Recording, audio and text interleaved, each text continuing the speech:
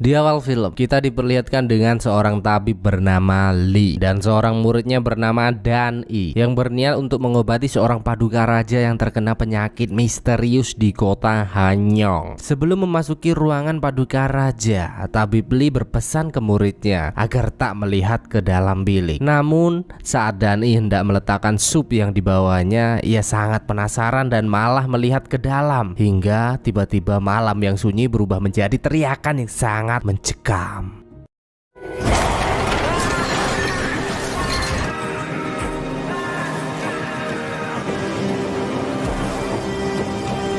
Keesokan harinya terlihat selebaran kertas yang memberitakan bahwa paduka raja telah meninggal dunia. Komandan militer bernama Chow yang melihat hal itu merasa sangat tak terima karena padahal paduka raja masih hidup. Ia pun memerintahkan semua prajuritnya untuk menangkap semua orang yang terlibat dalam hal ini. Tak butuh waktu lama dengan prajurit-prajuritnya, Chow pun menyatroni seluruh desa, bahkan siswa-siswi Tadika Mesra pun dianggap bersalah karena telah berani menulis berita tersebut, sehingga di hari itu berubah menjadi hari penyiksaan yang sangat mengerikan.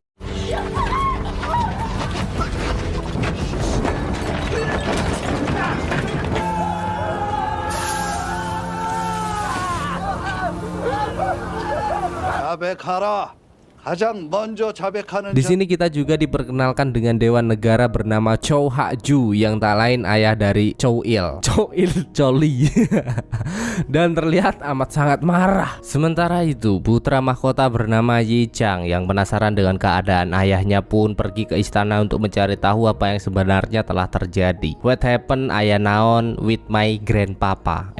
With my papa. Namun setibanya di sana, paduka ratu yang tak lain ibu tiri dari Yi Chang datang menemuinya dan menyuruhnya untuk pergi. Get out away. Paduka ratu beralasan bahwa paduka raja terkena penyakit campak dan jika Yi Chang menemuinya maka ia akan tertular lalu meninggoy juga. Yi Chang tak peduli dengan hal itu, namun semakin ia memaksa untuk masuk semakin tegas pula paduka ratu melarangnya. Hingga dengan berat hati Yi Chang pun pergi meninggalkan tempat tersebut. 멋들하느냐 세자를 매시지 않고.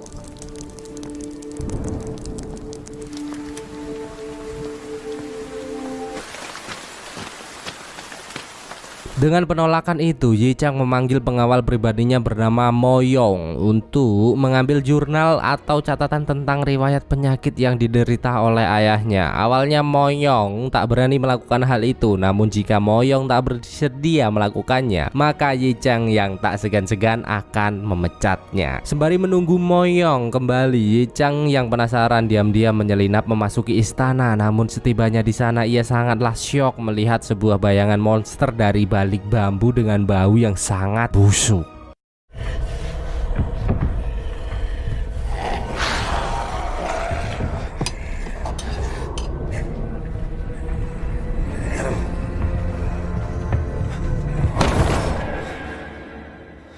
Namun tiba-tiba Il dan prajuritnya datang menghentikan langkah pria tersebut. Yi Chang pun memberitahu bahwa ia baru saja melihat sosok monster yang sangat menyeramkan. Namun Il mengatakan bahwa Yi Chang hanya sedang bergurau dan halusinasi. Melihat respon dari Il, Yi Chang pun terus memaksa untuk masuk. Namun tiba-tiba Il menodongkan katananya kepada Yi Chang yang tentu saja membuatnya sangat kaget. Apakah boleh komandan militer mengacungkan pedangnya kepada putra mahkota?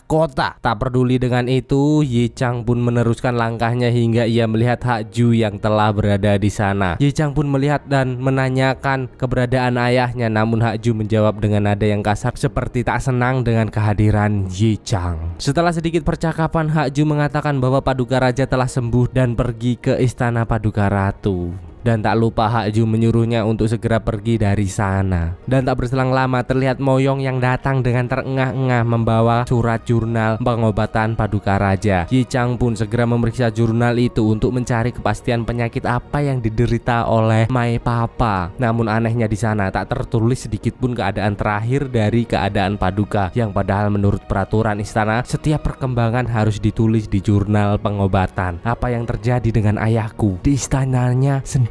Dengan kegajilan penyakit ayahnya, Yi Chang pun menyuruh Mo Yong untuk pergi mencari tabib Lee, karena menurut buku jurnal itu tabib Lee lah yang terakhir menangani ayahnya. 자맹을 준비하라. 너 왔나? Singkat cerita, di desa kecil bernama Dongnai terlihat seorang perawat cantik sedang menangani pasien-pasiennya. Wanita itu bernama Xiao Bei yang tak lain adalah murid pertama dari tabib Li. Di sana juga terlihat seorang pasien bernama Yongxin yang terus menggerutu, kasihan melihat para warga kelaparan. Namun mau bagaimana lagi, memang keadaan sedang tidak baik-baik saja dan panen tidak dapat hasilnya. Hingga tabib Li yang telah dinanti-nanti kedatangannya pun kembali. Mereka pun menyambut ramah tabib tersebut. Namun ada yang aneh saat tabib itu datang, terlihat sebuah kotak yang dibawanya, dan saat kotak itu dibuka ternyata berisi mayat Dan I yang tewas sangat mengenaskan seperti baru saja diterkam hewan buas.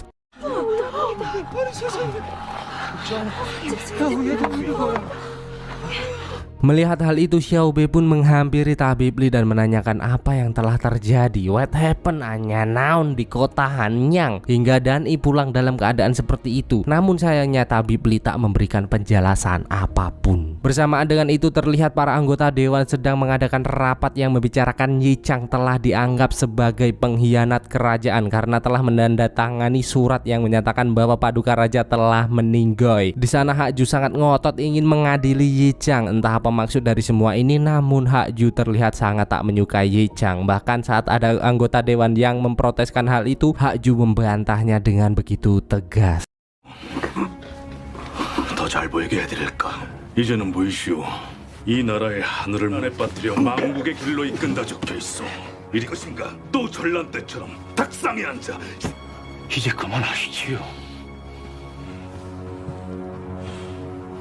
Di sisi lain, Yi Chang yang ditemani Mo Yong mulai mencari informasi keberadaan tabib Li dan menemui seseorang yang sempat membantunya. Pria itu mengatakan bahwa tabib Li telah kembali ke Dongnai bersama muridnya yang tewas dengan luka yang mengerikan. Namun ia tak mengetahui pasti apa penyebabnya. Saat Mo Yong mengajak Yi Chang kembali ke istana, Yi Chang mengatakan berniat pergi ke Dongnai untuk menemui tabib Li. Mo Yong yang mendengar hal itu pun sedikit heran, bagaimana mungkin mereka dapat menempuh perjalanan sejauh itu hanya berdua saja. Yi Chang pun memberitahu bahwa ia telah menandatangani surat yang menyatakan bahwa Paduka Raja telah meninggal, dan hal itu membuatnya menjadi buronan kerajaan sekarang. Mo Yong pun heran, mengapa putra mahkota melakukan hal itu, dan sebagai pengawal pribadi yang setia, Mo Yong pun bersedia untuk menemaninya pergi ke Dongnai.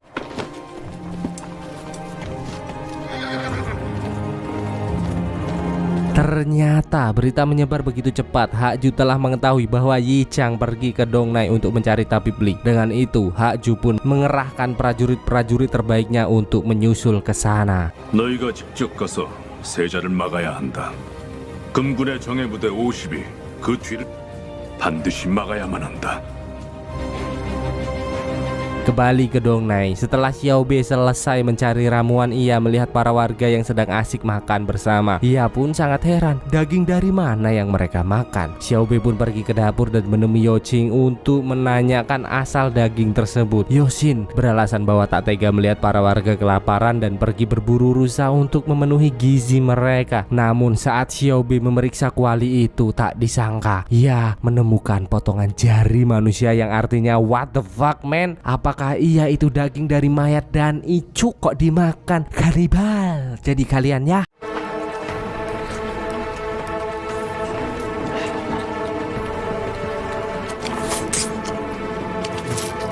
Melihat hal itu, Xiao Bei pun sangat marah atas kegilaan yang telah dilakukan Yongxin. Namun pria itu tetap bersikap sangat santai tanpa menyadari bahwa telah meracuni para warga. 어떻게 사람을, 어떻게... 웬 그저 고기일 뿐이지. 그 애도 우리랑 똑같은 사람이었다고. 먹어! 그래서 벌써 반은 굶어 죽었어. 그게 무슨 소리야? Benar saja, di malam harinya mereka semua mulai mengalami gejala-gejala aneh. Xiao Bei yang melihat hal itu jelas sangat ketakutan. Bahkan para warga kini sangat buas, tak dapat dikendalikan lagi dan hampir menyerangnya.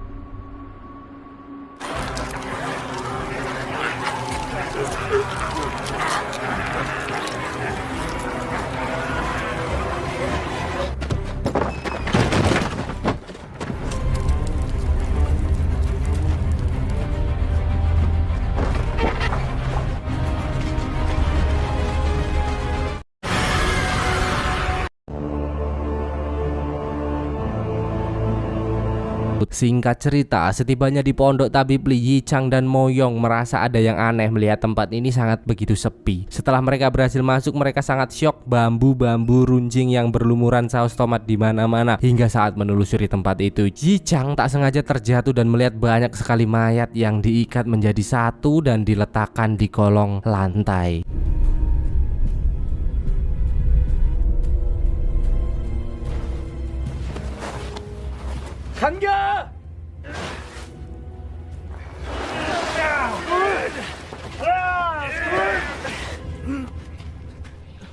Dengan penemuan itu, Yi Chang dan Mo Yong pun segera mencari bantuan ke warga sekitar untuk membawa mayat-mayat itu ke kantor hakim. Namun mereka tak menemukan mayat tabib Li di sana dan Yi Chang meyakini bahwa tabib Li masih hidup. Di sisi lain terlihat seorang hakim bernama Beom Pal yang sedang menikmati hidup bersama para anggotanya, hingga terlihat seorang penjaga berlari ketakutan membawa berita buruk. Tak percaya dengan berita itu, Hakim Beom Pal dan para anggotanya pun segera melihatnya dan mereka sangat terkejut melihat banyaknya mayat di sana.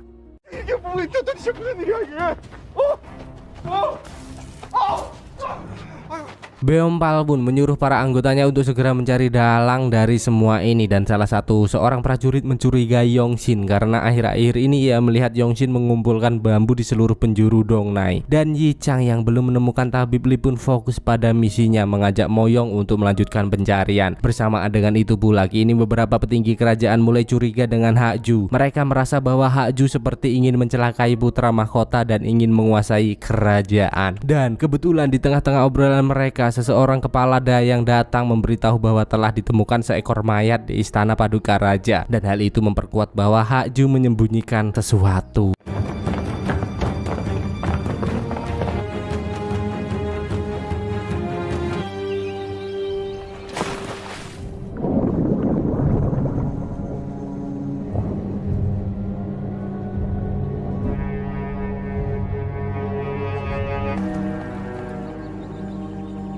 Kembali ke Yi Chang dan Mo Yong. Untuk memperluas pencarian, Mo Yong pergi menemui salah satu sahabatnya yang kebetulan bertugas menyuplai tanaman herbal ke tabib Li. Pria itu mengatakan bahwa tak tahu apapun tentang hal ini, namun baru saja ia ditemui seseorang bernama Xiao Bei yang menanyakan tanaman pembangkit, dan pria itu mengatakan bahwa gadis itu sekarang ada di lembah beku Gunung Gomi. Tak mau membuang-buang waktu, mereka pun bergegas menuju tempat tersebut. 엉꼬리라 부르는데 동네 북쪽. 계십시오. 제가 다녀오겠습니다. 아니다.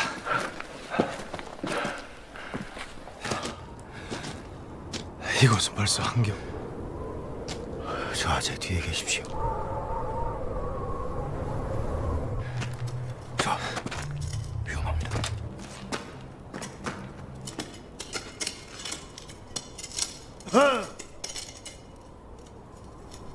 지우런 서업이라는 의녀냐?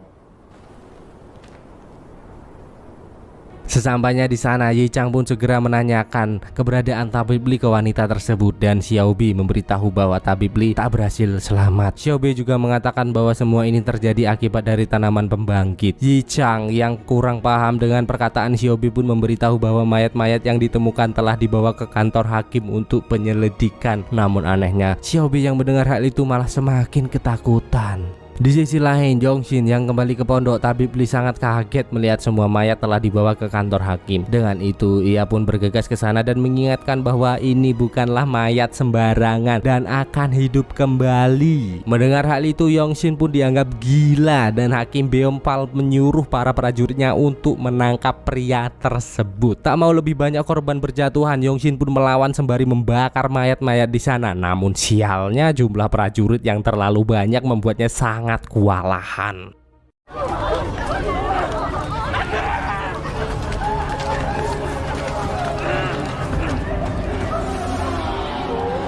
Kembali ke Xiao Bei yang berniat pergi ke kantor hakim untuk mengingatkan para penduduk sebelum mayat-mayat itu bangun. Mendengar perkataan Xiao Bei, Yi Chang pun meminta Xiao Bei untuk membuktikan perkataannya. Xiao Bei memberitahu bahwa ada buku jurnal pengobatan di perpustakaan tabib Li. Dengan itu, Yi Chang pun memutuskan untuk berpisah. Ia pergi untuk mengambil jurnal pengobatan, sementara Mo Yong menemani Xiao Bei pergi ke kantor hakim. Setibanya di sana, Yi Chang pun segera mencari buku jurnal tabib Li. Namun sialnya, ternyata Il telah telah menunggu kedatangannya dan memperlihatkan surat perintah untuk menangkap putra mahkota atas tuduhan bahwa telah mengkhianati kerajaan. Tak mau pasrah, Yi Chang pun melakukan perlawanan adu pedang terlihat sangat amat sengit.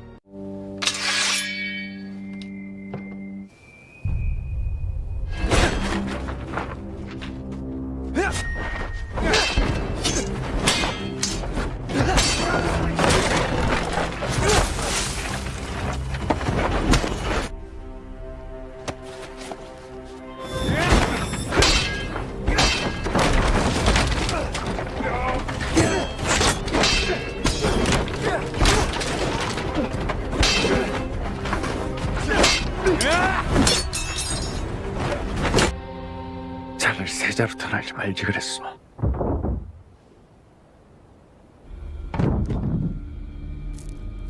Sayangnya Il di sini terlalu kuat hingga Yi Chang terpojok di sana dan tiba-tiba perhatian mereka pun teralih ke sebuah kotak yang terkunci rapat.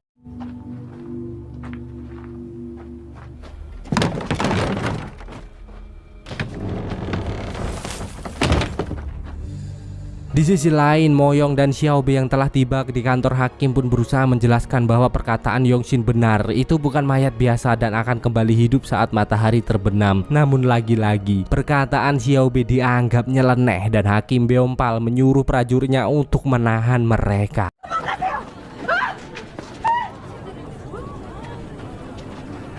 움직였다. 저기 움직였어요. 어디?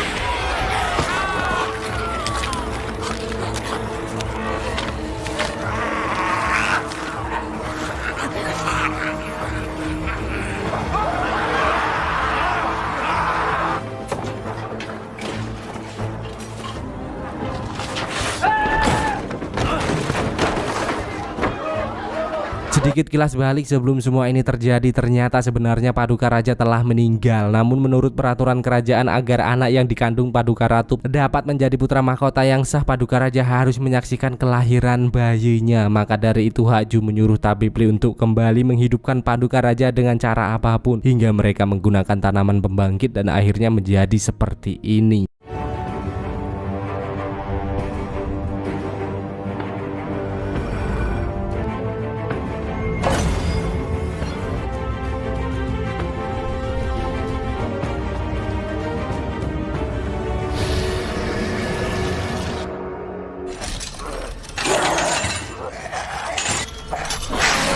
Oke, lanjut. Penasaran dengan kotak itu, Il pun menyuruh prajuritnya untuk membukanya, yang ternyata berisi tabib Li yang telah berubah menjadi zombie dan seketika langsung menyerang mereka.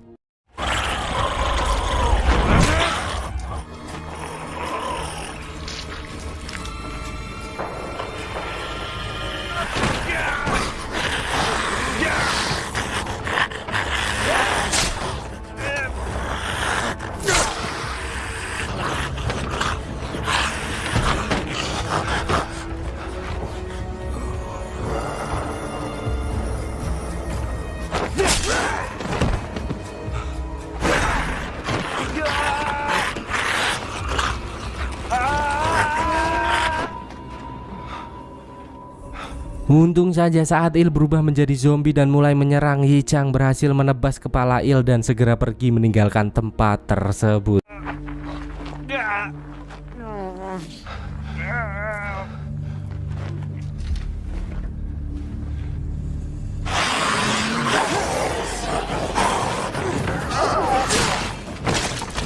Hingga saat Yi Chang berhasil lolos, ia melihat kantor hakim telah rata dengan api.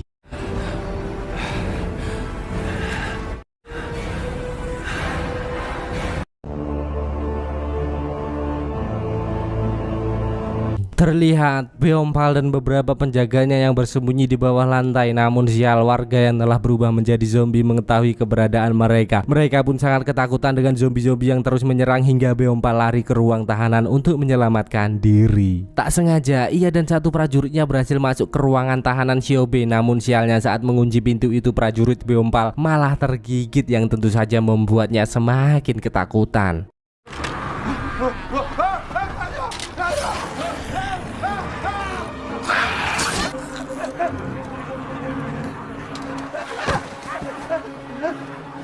Di sisi lain, Yongshin dan beberapa warga yang berada di atap rumah mendengar suara teriakan minta tolong. Ternyata seorang ibu muda yang tengah berusaha menjauhkan anaknya dari kejaran zombie. Yongshin yang melihat hal itu pun berniat ingin menolongnya. Namun sial, serombongan zombie mendekat dengan cepat hingga Yongshin hanya berhasil menyelamatkan bayi kecil yang dibawa wanita tersebut. Aduh, sedih.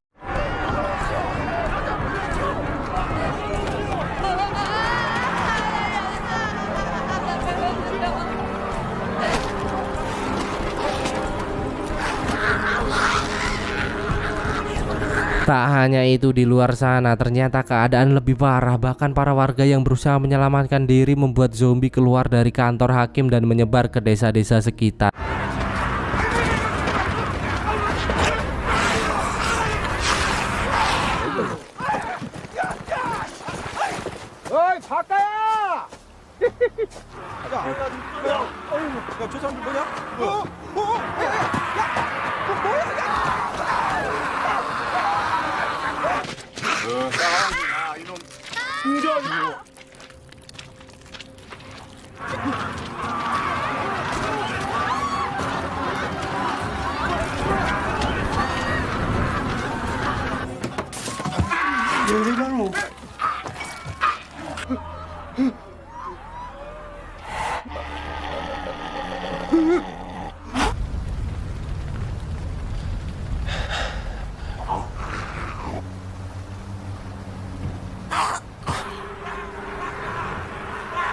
Kembali ke Yichang. Saat sedang menatapi kesedihan atas kekacauan ini, ia tersadar dengan zombie-zombie yang berlarian ke arahnya.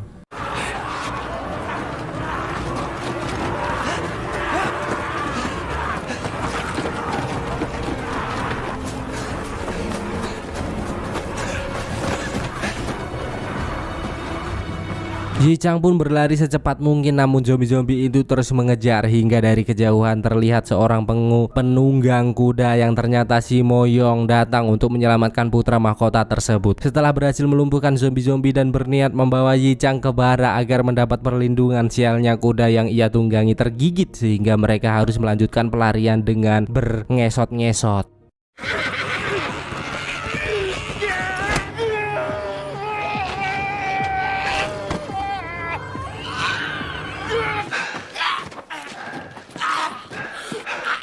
이놈들 머리를 노려야 한다. 군용으로 가시옵니다.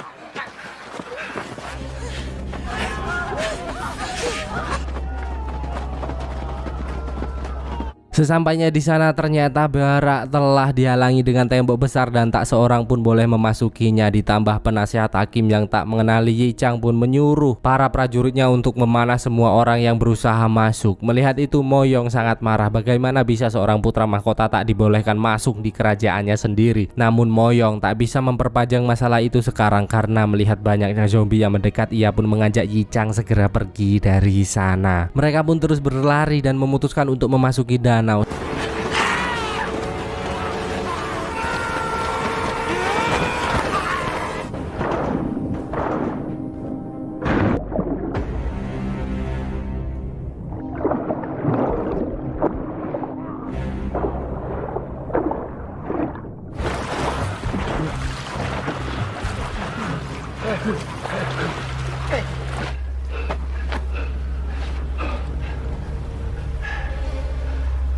Sementara itu terlihat Hakju dan Paduka Ratu yang sedang memberi makan Baginda Raja sembari memastikan bahwa Paduka Raja masih hidup sampai bayi yang dikandungnya lahir. Hingga saat matahari terbit, zombie-zombie mulai ketakutan dan pergi ke persembunyiannya mereka masing-masing.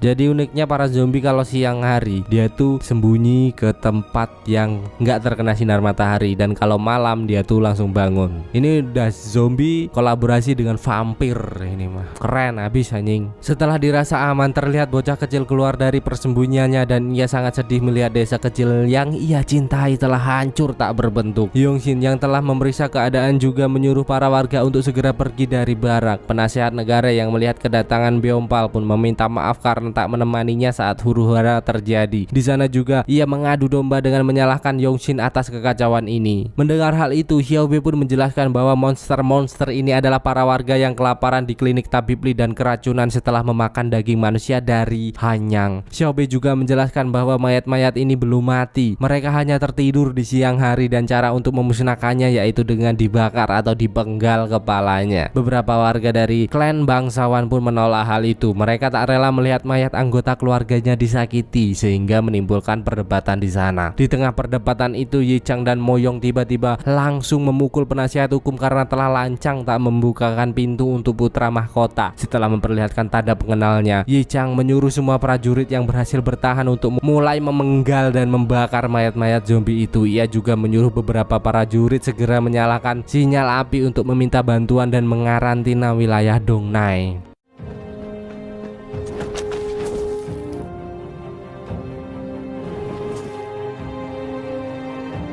Di sisi lain, terlihat perbincangan ketua pelajar dan salah satu menteri yang sedang membicarakan kecurigaannya bahwa Haju sedang menyembunyikan sesuatu. Tak hanya itu, ketua pelajar juga akan mengajak pahlawan perang bernama Ahyeon untuk ikut dalam misi ini. Salah satu prajurit yang mendengar pembicaraan mereka pun pergi melaporkannya kepada Haju. Prajurit itu sangat khawatir jika Ahyeon benar-benar bertindak dan berpihak ke putra mahkota, maka semua prajurit dan warga akan mengikutinya. Namun dengan santuinya Haju menjawab bahwa Heon tak akan bisa melawan dirinya. Sementara itu terlihat penasehat hakim yang datang menemui Beompal dan memberitahu bahwa kapal-kapal mereka telah hancur dan hanya tersisa satu kapal yang dapat mereka gunakan. Bersamaan dengan itu juga terlihat Xiaobe menjelaskan tentang jurnal pengobatan itu kepada Yichang. Dengan itu ia pun sadar bahwa Paduka Raja telah meninggal. Tak berselang lama, Moyong datang menemuinya dan mengungkapkan kekhawatirannya tentang kematian Komandan Il. Jika Haju tahu putranya telah mati, pasti akan sangat marah. Namun Yichang tak memperdulikan hal itu dan akan menyelesaikan kekacauan ini. Ia juga menyampaikan rencananya untuk pergi ke Sangju menemui Hyun meminta bantuan. Dan kini ternyata Beompal dan para anggotanya diam-diam pergi meninggalkan Dongnai. Terlihat para warga yang sangat ketakutan melihat pemimpinnya pergi meninggalkan mereka begitu saja. Ulah siapa lagi kalau bukan ulah penasehat hakim. Si penjilat egois selalu memikirkan dirinya sendiri. Bayangkan jika sebuah negara diisi dengan 3 orang seperti ini saja, pasti sudah hancur. 이거는 걱정 안 하셔도 됩니다. 혹시 그 은여도 아니다.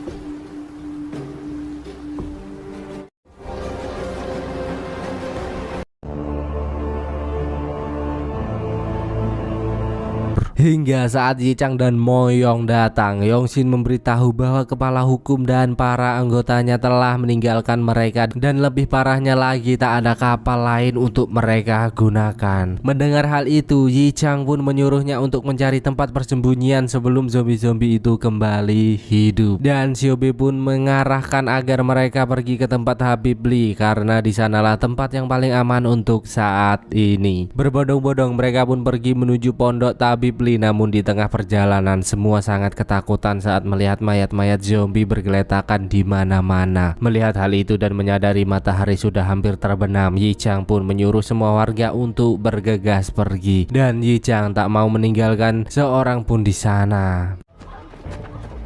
밀어라!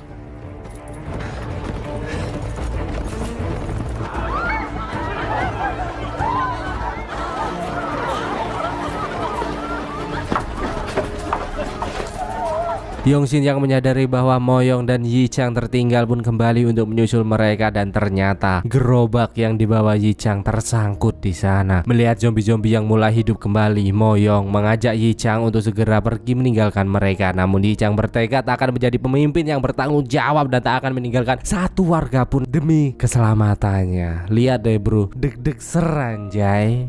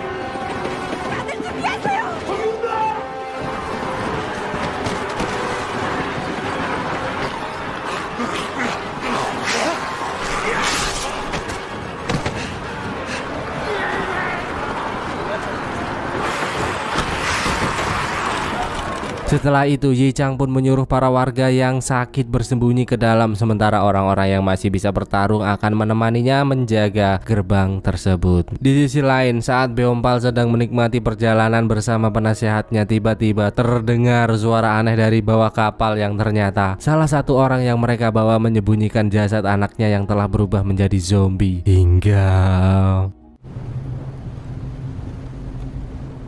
거기 보고 있어?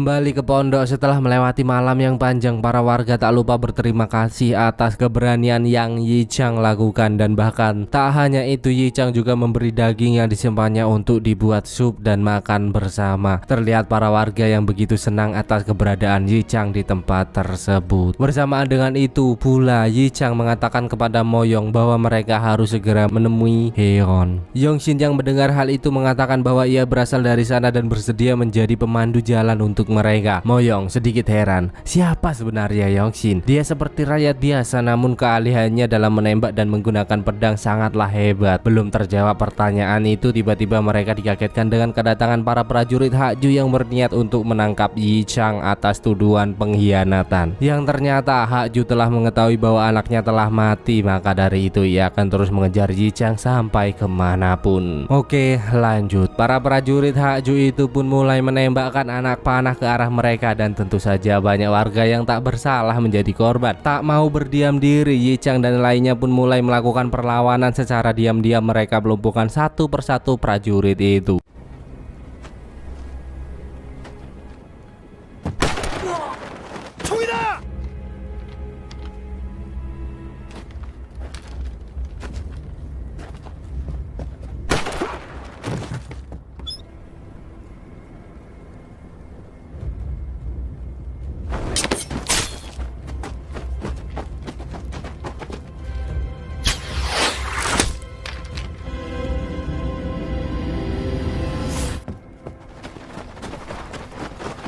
당했습니다.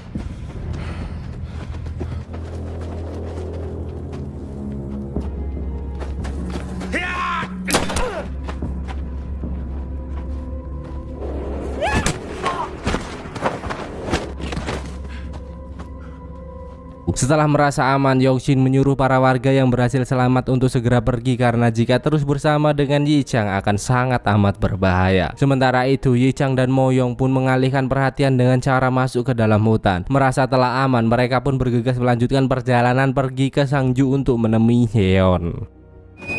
저쪽이다.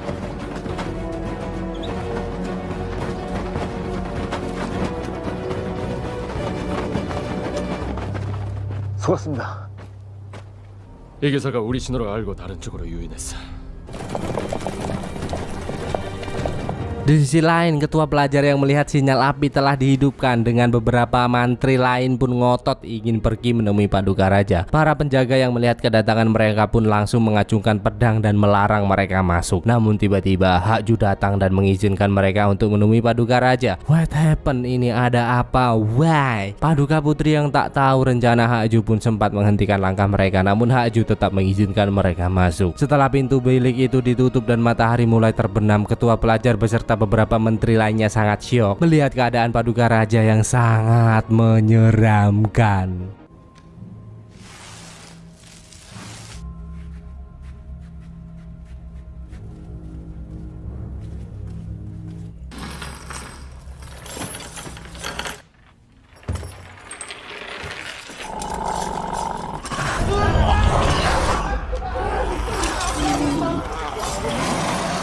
잘 보시오.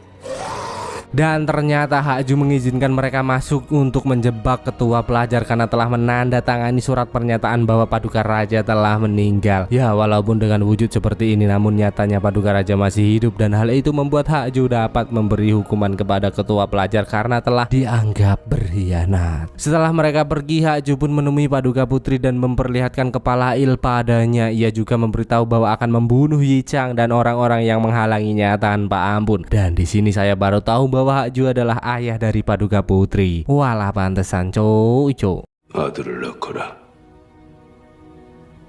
그것이 네가 해야 할 일이야.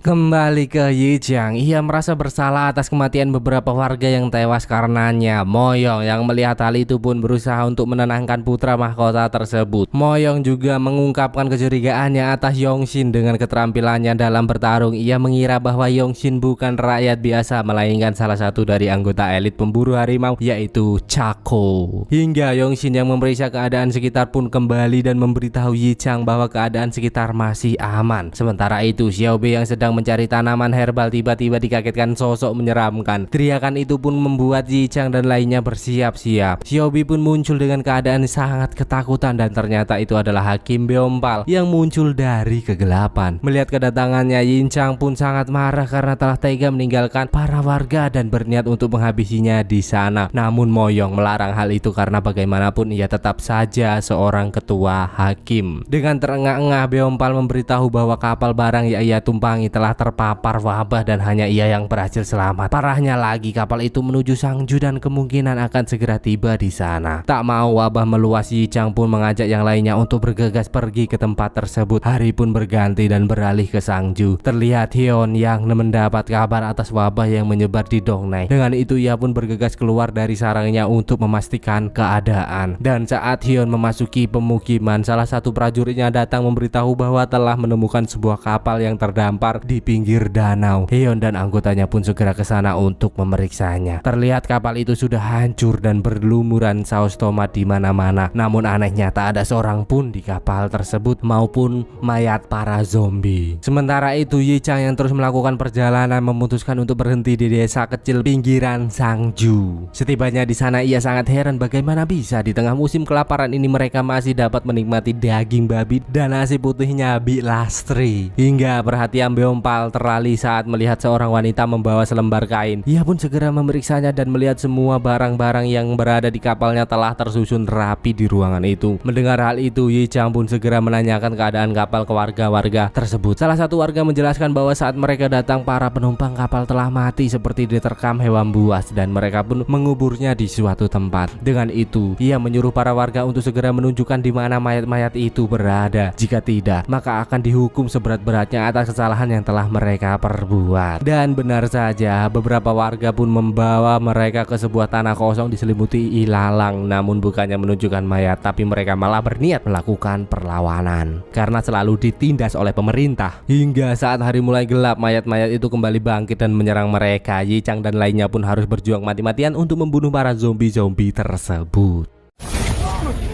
뭐야? 뭐야?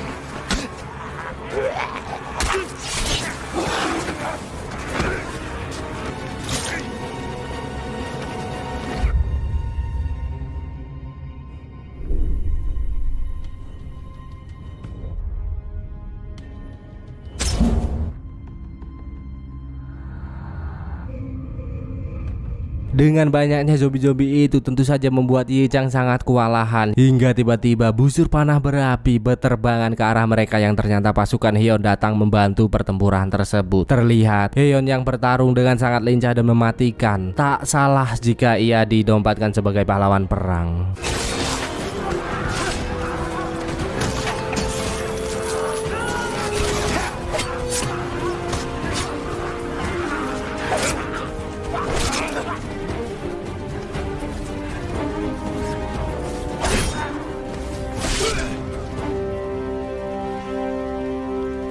Dan setelah berhasil membantai para zombie itu, Heon sangat kaget karena ternyata yang dibantunya adalah Yi Chang, si putra mahkota. Heon pun langsung teringat dengan masa lalunya yang ternyata sempat merawat Yi Chang. Tak lupa Heon juga menyuruh para prajuritnya untuk hormat ke putra mahkota sang pewaris tahta. Ngelihat adegan ini gue merinding bangke.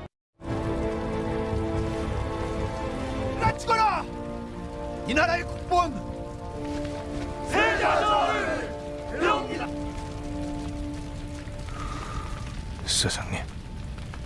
Singkat cerita, Yi Chang pun memperlihatkan buku jurnal dan memberitahu Heon tentang hal buruk yang menimpa ayahnya. Yi Chang memberitahu bahwa sebenarnya Paduka Raja telah mati, namun demi kekuasaan Hakju dan Paduka Putri menghidupkan kembali Paduka Raja hingga menciptakan wabah mengerikan ini. Dengan itu Yi Chang pun meminta Heon untuk bergabung bersamanya. Namun bukannya jawaban yang diterima, Heon malah menyuruh Yi Chang untuk beristirahat terlebih dahulu. Bersamaan dengan itu terlihat Hakju yang menyadari bahwa penyakit ini menular begitu cepat melalui makanan. Dengan itu ia memutuskan untuk menyegel akses barat dan utara dari Sangju untuk mempersempit penyebaran. Bersamaan dengan itu Hakim Beompal datang menemui Xiaobi mengajaknya untuk segera pergi dari sana karena ia mengetahui bahwa Hakju telah mengetahui posisi Yi Chang yang berada di kediaman Heon. Namun tentu saja Xiaobi menolak hal itu. Sedangkan rombongan prajurit Hakju kini mulai pergi ke perbatasan untuk menyegel setiap akses utama Dongnai. Melihat hal itu, salah satu hakim dari Sangju pun sangat amat khawatir.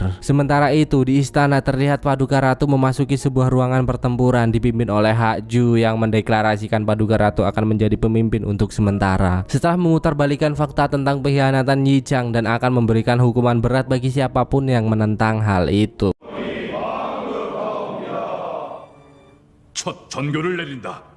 경상 땅의 머영청, 수호청으로 구성된 중앙군을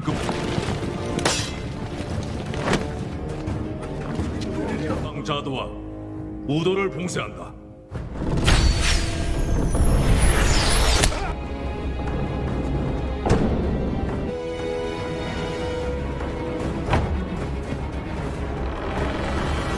를 비롯해 중령과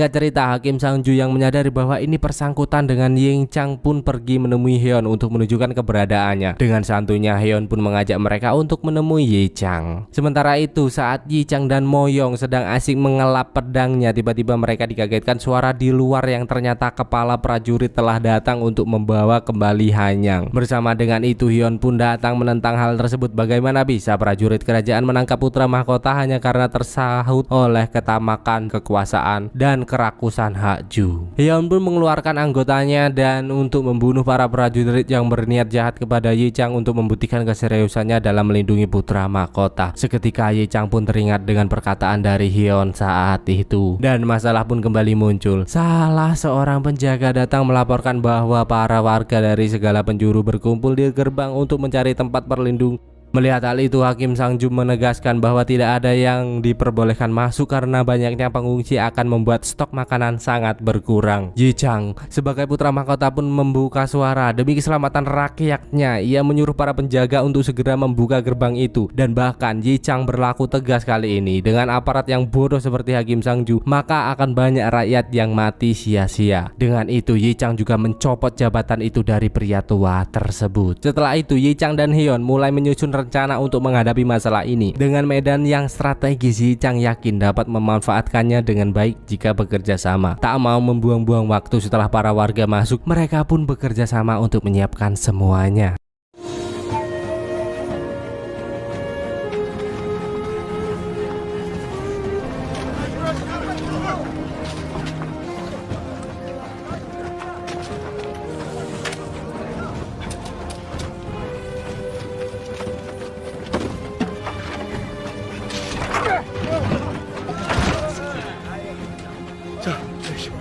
살펴보고 오겠습니다. Di sisi lain terlihat wanita hamil yang siap melahirkan, namun bayi yang mereka nanti-nanti hanyalah laki-laki. Dan saat Paduka Ratu hendak mandi, tadi niatnya sih mau ngintip dikit ya guys ya, tapi malah menemukan sebuah fakta yang mencengangkan, yaitu Paduka Ratu hanya pura-pura hamil demi menguasai kerajaan. Gila cuk, lagi-lagi dengan berbagai cara di luar nalar demi kekuasaan yang ia dan ayahnya inginkan, dia pura-pura hamil. Motherfuck man. Singkat cerita, ditemani Beompal, Xiaobi mencari tanaman herbal ke tengah hutan hingga tiba-tiba hakim itu tak sengaja mengatakan lembah beku area terlarang. Seketika Xiaobi pun teringat dengan tanaman pembangkit yang selama ini menjadi penyebab wabah ini. Ia pun segera ke sana dan ternyata benar, inilah sejatinya lembah beku yang ditumbuhi oleh tanaman-tanaman pembangkit.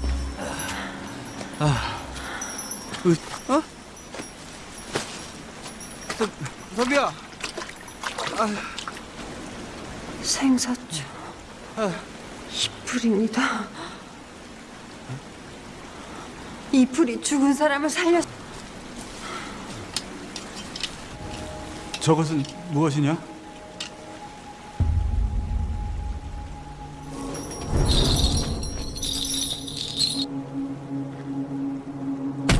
Sementara itu terlihat Yongshin yang tengah mengajari para warga menggunakan senapan. Hingga saat matahari mulai tenggelam, Moyong menyuruh semuanya kembali ke posisi masing-masing untuk menghadapi malam yang begitu panjang dan mengerikan.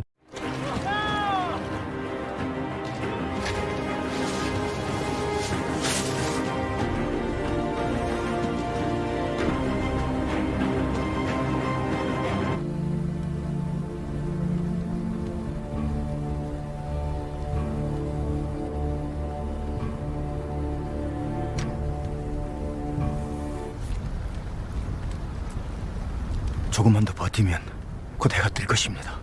Dan setelah hampir semalaman berjaga, mereka tak mendapati satu zombie pun yang datang ke arah mereka. Hingga tiba-tiba terlihat seekor kuda mendekat. Ternyata kuda dari prajurit yang bertugas mengawasi keadaan sekitar telah kembali. Semua nampak kaget saat mengetahui bahwa prajurit pengawas tidak selamat. Dengan itu, Yi Chang menyadari bahwa mereka telah dekat dan Hyun pun segera menghidupkan sinyal api untuk menandakan tanda bahaya. Saat matahari terbit, mereka semua nampak lega telah berhasil melewati malam yang menegangkan. Namun tiba-tiba burung-burung berterbangan dan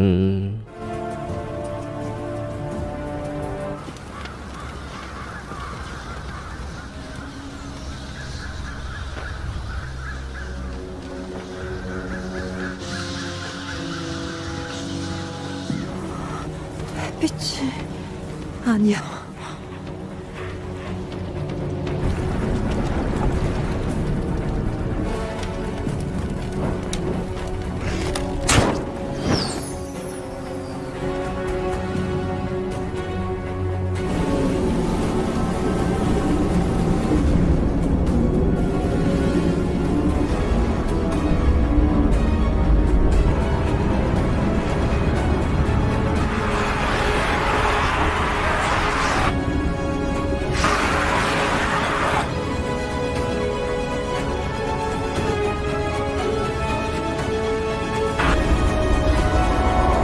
Selesai sudah season 1 yang disajikan penuh teka-teki, endingnya gantung pol cuk, tapi tenang, santuy, kalem, stay humble. Kita berjuang sama-sama untuk menyelesaikan film ini. Anjay, nobar kita ya nonton bareng. Nggak bisa banyak penutupan ya guys ya, lawang filmnya belum selesai kok banyak penutupan. Jadi ya sampai jumpa di season selanjutnya and see you. Muah 10.000 like kita lanjut. Ayo cepet like-nya, like 10.000 like ya. Kita lanjut. Bye bye, I love you.